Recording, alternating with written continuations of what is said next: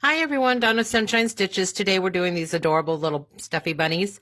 This one's the 4x4. It ends up being about 3.5 by 2. You can add a tab to make it a key ring for a backpack. You can add a little tail if you want. All 3 sizes stitch the same way. The only difference is if you choose to add a tab or not. As I said, this is the one that goes in the 4x4 hoop. This one is the 5x7,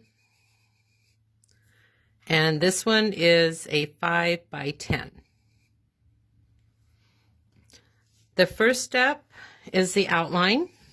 The second step will be the tack down of your fur.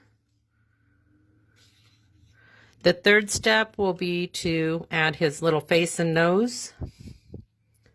The last step will be to add the backing fabric. You will also need a piece of vinyl or ribbon if you want to add a tab. You will need a split ring or a keychain of some kind. You will need wash away. You'll need some loose batting like you would use in a pillow. And we're going to get started. So I did my outline, as you can see. Oh, you'll need a needle and thread to sew the bottom of the bunny. This stuff is very messy. Make sure that your fur covers all of your outline.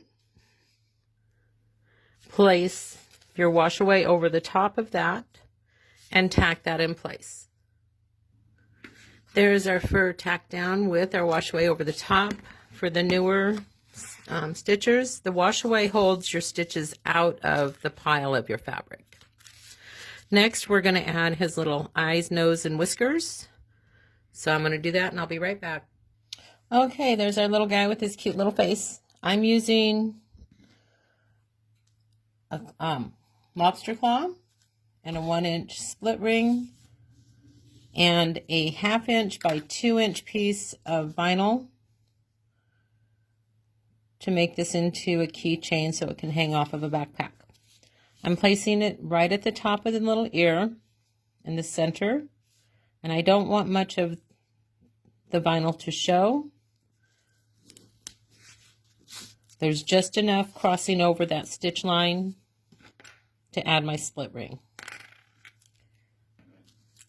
Now take your backing, place it right side down, cover your entire space, and tack that in place.